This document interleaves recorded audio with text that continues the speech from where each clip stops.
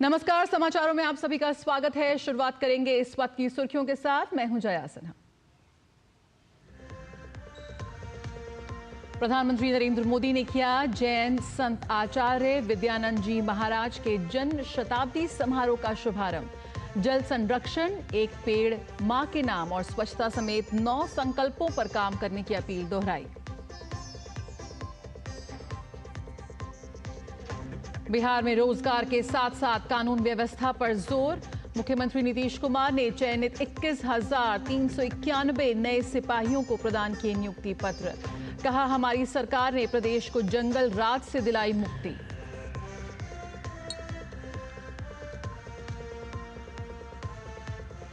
कोलकाता दुष्कर्म मामले में चौथी गिरफ्तारी। पुलिस ने लॉ कॉलेज के गार्ड को किया अरेस्ट। भाजपा प्रदेश अध्यक्ष सुकांत मंजुमदार का ममता सरकार पर हमला। कहा, प्रदेश में महिलाओं के खिलाफ नहीं रुक रहे अपराध।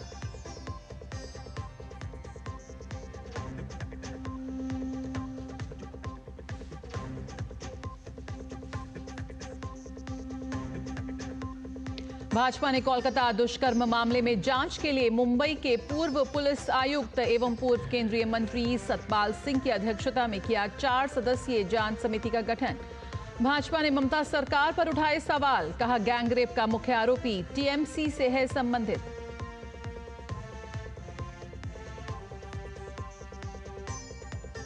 और महिला क्रिकेट में भारत और इंग्लैंड के बीच पहला T20 मुकाबला आज। नॉटिंघम में 5 मैचों की सीरीज का आज पहला मुकाबला।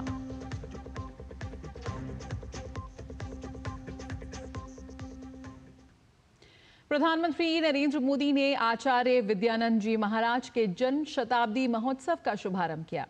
दिल्ली में के विज्ञान भवन में हुए कार्यक्रम में बड़ी संख्या में गणमान्य नागरिकों की उपस्थित रही। पीएम ने इस अवसर पर स्मृति डाक टिकट, स्मारक सिक्का और आचार्य जी महाराज के जीवन पर आधारित पुस्तक का विमोचन किया। इसके साथ ही 1 वर्ष चलने वाले कार्यक्रमों का भी शुभारंभ हुआ। इनके अंतर्गत आचार्य विद्यानंद जी महाराज के जीवन और परंपरा का संदेश आगे बढ़ाया जाएगा। आचार्य विद्यानंद जी महाराज ने जैन दर्शन पर पुस्तकों की रचना की। उन्होंने प्राचीन जैन मंदिरों के जीर्णोद्धार और पुनरुद्धार में महत्वपूर्ण भूमिका निभाई। प्रधानमंत्री ने इस अवसर पर एक प्रदर्शनी का भी अवलोकन किया।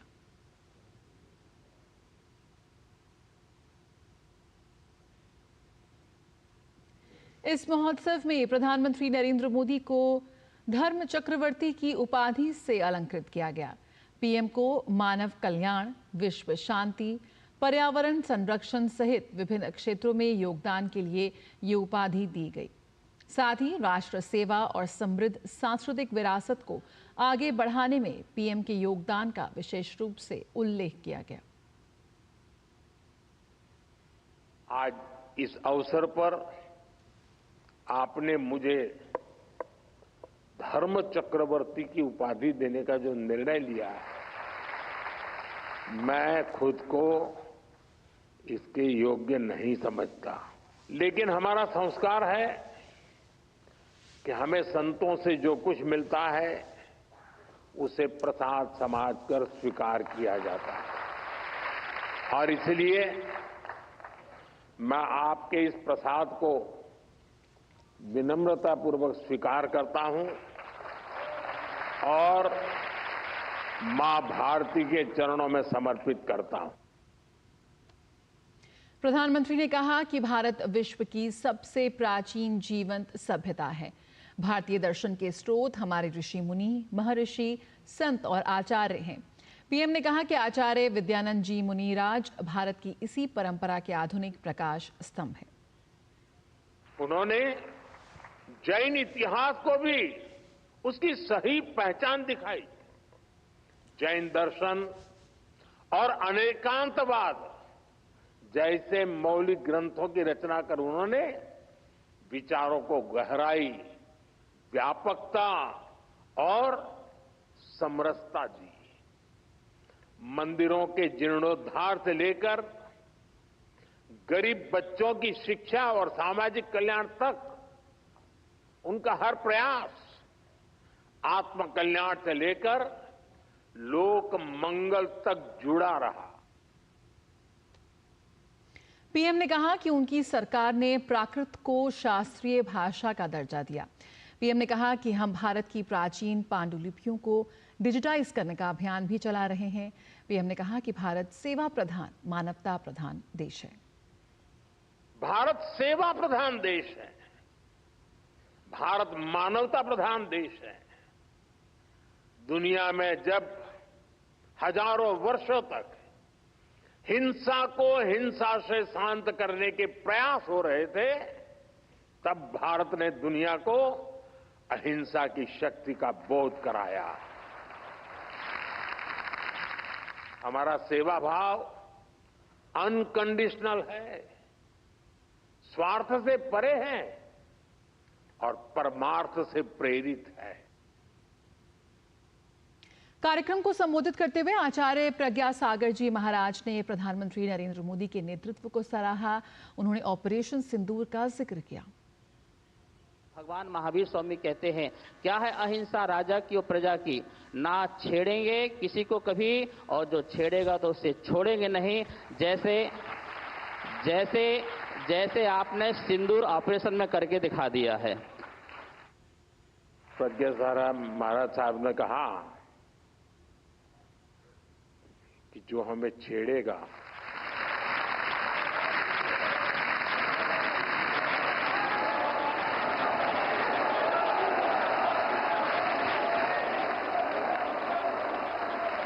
अरे मैं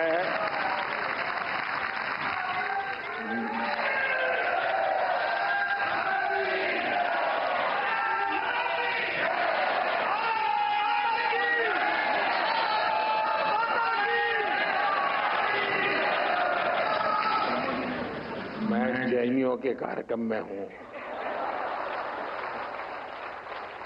अहिंसावादियों के बीच हूं और अभी तो आधा वाक्य बोला हूं और आपने पूरा कर दिया। पश्चिम बंगाल की राजधानी कोलकाता में लॉ कॉलेज की छात्रा से गैंगरेप मामले में पुलिस ने एक और गिरफ्तारी की है। पुलिस ने लॉ कॉलेज के गार्ड पिनाकी बैनर्जी को गिरफ्तार किया है। छात्रा के साथ गैंगरेप केस में ये चौथी गिरफ्तारी है। वहीं पुलिस मुख्य आरोपी समेत 3 अन्य लोगों को पहले ही गिरफ्तार कर चुकी है, जिसमें मोनोजीत मिश्रा, जैब अहमद, प्रोमित मुखोपाध्याय को गिरफ्तार किया गया है। एफआईआर के अनुसार 24 वर्षीय पीड़िता के साथ कॉलेज के गार्ड रूम के अंदर कथित तौर पर बलात्कार किया गया था। मुख्य आरोपी ने उसके साथ बार बार मारपीट की और उसे धमकाया, जबकि 2 अन्य लोग खड़े होकर देखते रहे। उसने ये भी आरोप लगाया कि घटना के दौरान कॉलेज का गेट बंद कर दिया गया था और सुरक्षा गार्ड को बाहर इंतजार कराया गया था। कॉलेज परिसर में हुई घटना में पिनाकी की संदिग्ध संलिप्तता के लिए उन्हें कस्बा पुलिस ने गिरफ्तार किया है। बता दें कि इससे पहले कोर्ट ने तीनों आरोपियों को 4 दिन की पुलिस हिरासत में भेज दिया। पीड़िता का न्यायिक मैजिस्ट्रेट के समक्ष बयान दर्ज कराया गया है। मेडिकल में सामूहिक दुष्कर्म की पुष्टि हुई है।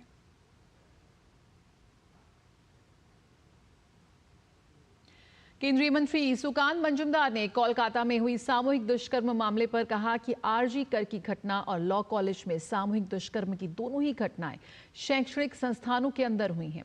अगर शैक्षणिक संस्थानों के अंदर ऐसी घटनाएं हो रही हैं और सरकार उसे रोकने में असमर्थ है, तो ये एक दयनीय विफलता है। ये राज्य प्रशासन और राज्य की गृह मंत्री ममता बनर्जी की विफलता है और शैक्षणिक संस्थानों पर भी एक धब्बा है। आप शिक्षा प्रतिष्ठान के अंदर ऐसी चीज घट रही है एक के बाद एक और आप उसे रोक नहीं पा रहे हैं, so it is a pathetic failure and failure of the state administration, that is the home minister of the state. इस स्टेट के होम मिनिस्टर ममता बनर्जी, उनकी फेल्योर है। और उसके साथ साथ मुझे लगता है कि इन सब एजुकेशन इंस्टीट्यूट के साथ जो मंत्रालय जुड़े हुए हैं उनके लिए भी एक बहुत बड़ी एक धब्बा है। और मुझे तो लगता है कि इसका रिस्पॉन्सिबिलिटी लेते हुए किसी को तो रिस्पॉन्सिबिलिटी लेना चाहिए।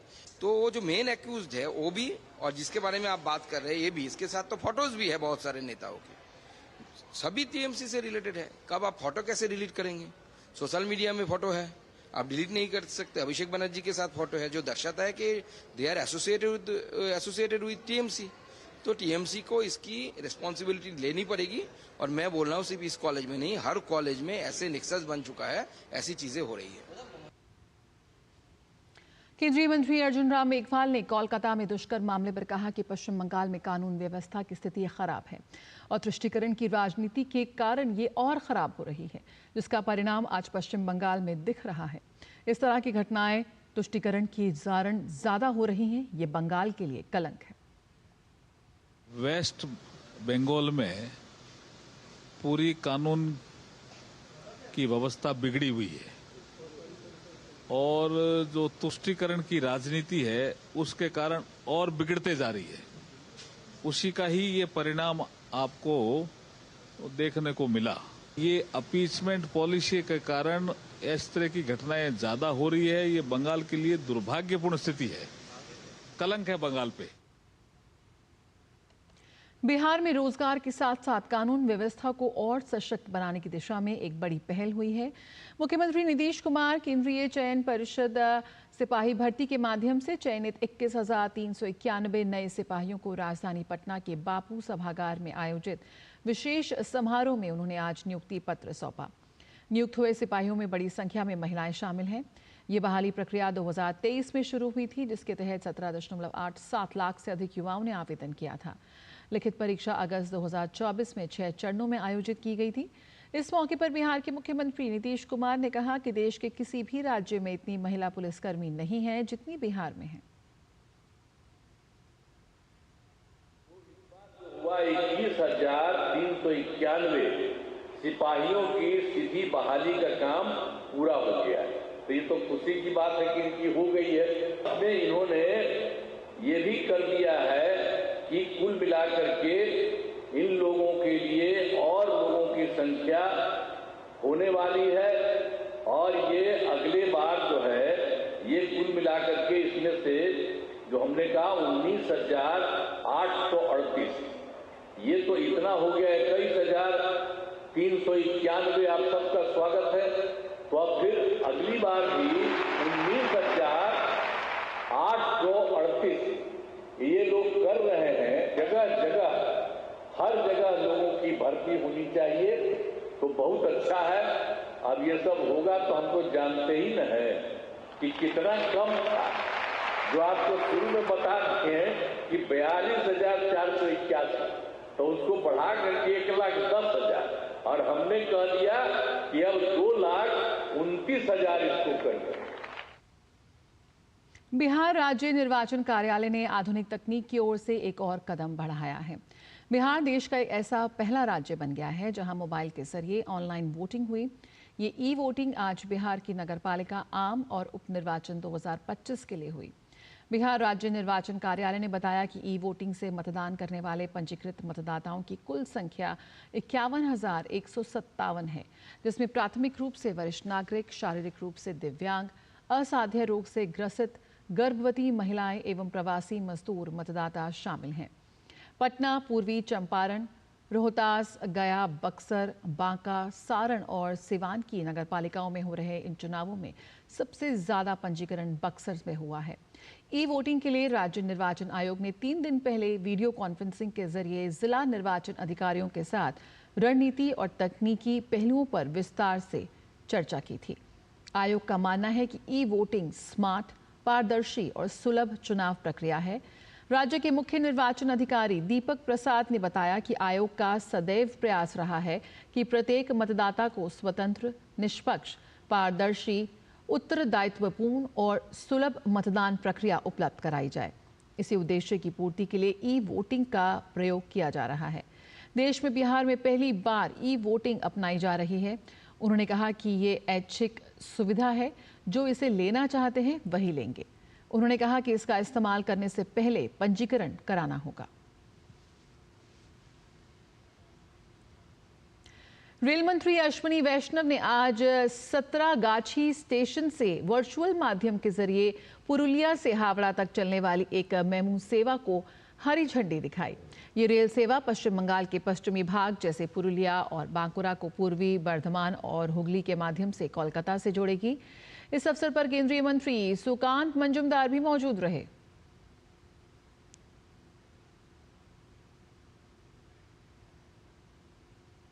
उत्तर प्रदेश में वर्षों से विलुप्त हो रही नाहल नदी को अब प्रशासन ने पुनर्जीवित करने का बीड़ा उठाया है। इसके लिए जिला अधिकारी और मुख्य विकास अधिकारी ने नाहल नदी का स्थलीय निरीक्षण किया। 65 किलोमीटर लंबी नाहल नदी रामपुर जिले के मिल्क तहसील से होते हुए बरेली में प्रवेश करती है, लेकिन अब ये नदी सूख चुकी है। बड़े पैमाने पर यहाँ अतिक्रमण है, जिसे हटाकर जिला प्रशासन नदी का पुनरुद्धार करने का योजना बना रहा है। इसके लिए जिलाधिकारी बरेली ने टास्क फोर्स का गठन किया है। ये टास्क फोर्स मुख्य विकास अधिकारी के निर्देशन में काम करेगी और नदी में अविरल धारा प्रवाहित करने में मदद करेगी। इस नदी के पुनर्जीवित होने से आसपास के ठिकानों को, आसपास के किसानों को फसल के लिए पानी उपलब्ध कराया जाएगा। जो विलुप्त हो रही नदियां हैं या जो मृतप्राय हो चुकी हैं, सूख गई हैं, उन सभी नदियों को तथा एक एक झील को पुनर्जीवित पुनरुद्धार करने का जो एक काम सौंपा गया है, जिम्मेदारी दी गई है, उसी की कड़ी में हम लोगों ने जो हमारी मीरगंज तहसील है वहाँ पर जो नाहल नदी है वो भी जो पहले की लगभग बरेली जनपद में 15 किलोमीटर के लंबे एरिया में बहती है, वो भी लगभग मृतप्राय हो चुकी है, सूख चुकी है। उसको अब पुनरुद्धार करने का, उसको पुनर्जीवित करने का जो बीड़ा है वो जिला प्रशासन ने उठाया है और जन सहभागिता से इसके पुनर्जीवन का जो है कार्य करना है। मुख्यमंत्री योगी आदित्यनाथ ने उत्तर प्रदेश के गोरखपुर में आयुष मेडिकल कॉलेज का निरीक्षण किया। 1 जुलाई को राष्ट्रपति द्रौपदी मुर्मू प्रदेश के पहले आयुष विश्वविद्यालय का लोकार्पण करेंगे। असम सरकार ने प्रदेश में अवैध अप्रवासियों पर रोक लगाने के लिए सख्त कदम उठाए हैं। असम में अवैध अप्रवासी आधार कार्ड प्राप्त ना कर सकें, इसके लिए राज्य सरकार ने नए नियम लागू करने का निर्णय लिया है।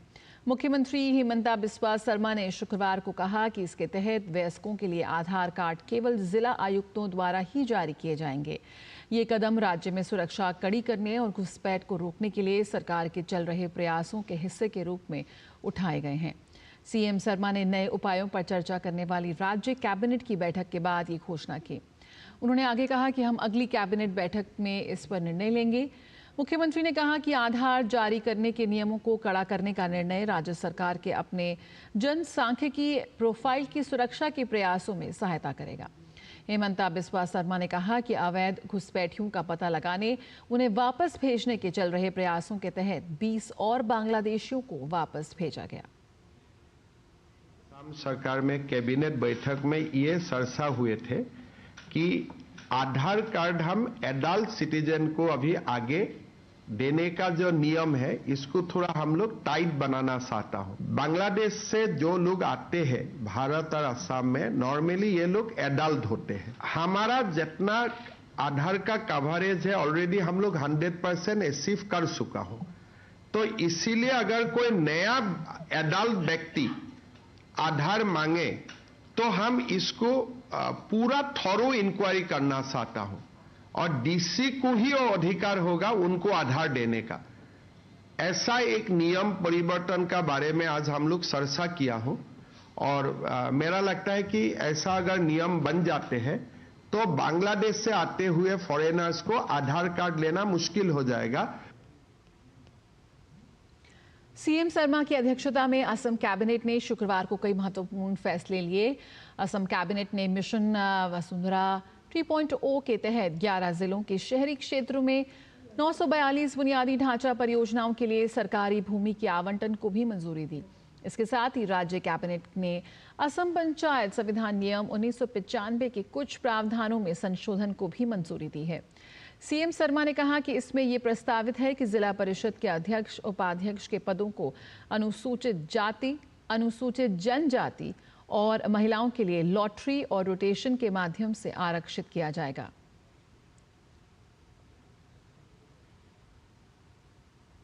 भाजपा नेता पीयूष गोयल ने आपातकाल को लेकर कांग्रेस पार्टी पर निशाना साधा। एक पुरानी न्यूज क्लिप का हवाला देते हुए पीयूष गोयल ने कहा कि इस पुरानी न्यूज क्लिप में पूर्व प्रधानमंत्री इंदिरा गांधी को ये कहते हुए दिखाया गया है कि संविधान को समय समय पर बदला जाना चाहिए। उन्होंने कहा कि शायद ये उनकी राजनीतिक इच्छा को पूरा करने के लिए किया गया था। इसमें कोई संदेह नहीं है कि ये डॉक्टर बाबा साहेब अंबेडकर द्वारा जीवंत किए गए संविधान की आत्मा को कमजोर करने का एक स्पष्ट प्रयास था। भाजपा नेता पीयूष गोयल ने कहा कि आज राहुल गांधी अपने राजनीतिक एजेंडे के अनुरूप बाबा साहेब के नाम का उपयोग करते हैं, जबकि वे इस बात को नजरअंदाज कर देते हैं कि किस प्रकार उनके अपने परिवार ने उनके सिद्धांतों को नष्ट करने का प्रयास किया। उन्होंने कहा कि जैसा कि हमने कुछ दिन पहले संविधान हत्या दिवस मनाया था, यह हमें याद दिलाता है कि कैसे राष्ट्र उस समय से ऊपर उठ खड़ा हुआ जब भारत के लोकतंत्र के लिए खतरा पैदा करने में कोई कसर नहीं छोड़ी गई। केंद्रीय नागरिक उड्डयन मंत्री राम मोहन नायडू ने शनिवार को आंध्र प्रदेश के विशाखापत्तनम स्थित स्टील प्लांट के पुनरुद्धार पर खुशी जाहिर की। स्टील प्लांट के ब्लास्ट फर्नेस 3 के फिर से चालू होने के साथ प्लांट ने अपनी पूरी क्षमता से उत्पादन शुरू कर दिया है। इस ब्लास्ट फर्नेस का नाम अन्नपूर्णा रखा गया है। राम मोहन नायडू ने इस परियोजना के लिए डबल इंजन सरकार को श्रेय दिया और कहा कि स्टील प्लांट ने प्रतिदिन 20,000 टन से अधिक स्टील का उत्पादन करने की अपनी क्षमता बढ़ा दी है। स्टील प्लांट का पुनरुद्धार केंद्र के 11,440 करोड़ की वित्तीय सहायता के माध्यम से संभव हुआ है।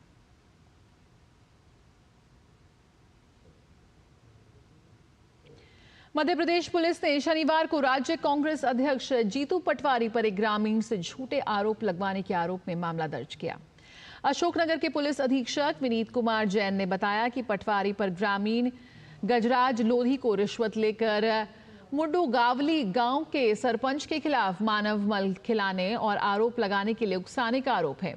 पुलिस के मुताबिक गजराज लोधी ने अशोकनगर कलेक्टर से मुलाकात कर एक शपथ पत्र सौंपा। इसमें कहा गया कि कुछ कांग्रेस नेता उसे ओरछा ले गए, जहां उसकी मुलाकात जीतू पटवारी से हुई। पटवारी ने उससे कहा कि वह सरपंच पर मल खिलाने का आरोप लगाए और इसके लिए उसे पैसे भी दिए गए। पुलिस जांच में ये आरोप झूठे पाए गए। गजराज ने बाद में कहा कि उसने ये आरोप जीतू पटवारी के कहने पर लगाए थे, जो गलत थे। इस आधार पर पटवारी और उनके सहयोगियों के खिलाफ भारतीय न्याय संहिता की विभिन्न धाराओं के तहत मामला दर्ज किया गया है।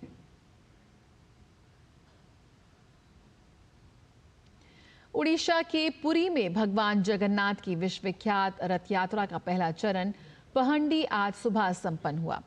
इसके अंतर्गत भगवान जगन्नाथ के रथ नंदी घोष, बलभद्र के रथ ताल ध्वज और देवी सुभद्रा के रथ दर्प दलन अपनी मौसी मां के निवास स्थान गुंडीचा मंदिर पहुंच चुके हैं। 12 दिन चलने वाली रथ यात्रा का आज दूसरा दिन है। श्री जगन्नाथ रथ यात्रा में पूरे विश्व से बड़ी संख्या में भक्त उमड़े हैं। इस वर्ष रथ यात्रा में 10 लाख से अधिक भक्त पहुंचे हैं।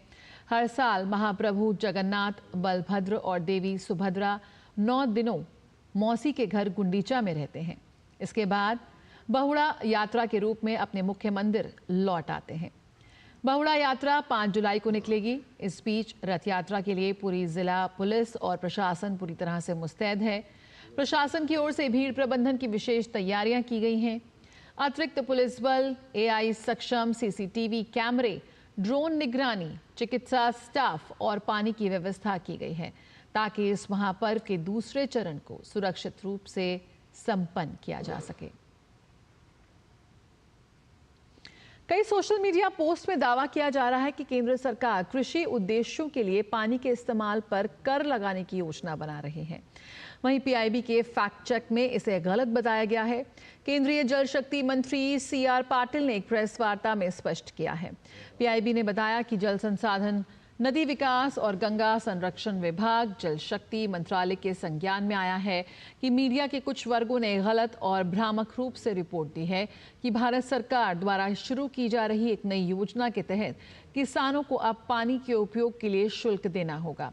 मंत्रालय स्पष्ट रूप से ये स्पष्ट करना चाहता है कि संबंधित पायलट परियोजना प्रधानमंत्री कृषि सिंचाई योजना के तहत कमांड क्षेत्र विकास और जल प्रबंधन योजना के आधुनिकीकरण से संबंधित है। इस पहल का उद्देश्य सिंचाई दक्षता को बढ़ाना, पानी का न्याय संगत वितरण सुनिश्चित करना और वितरण में प्रभावी जल प्रबंधन और पारदर्शिता सुनिश्चित करने के लिए दबाव युक्त पाइपलाइन नेटवर्क, IoT उपकरणों और SCADA प्रणालियों जैसी आधुनिक तकनीक के उपयोग को बढ़ावा देना है।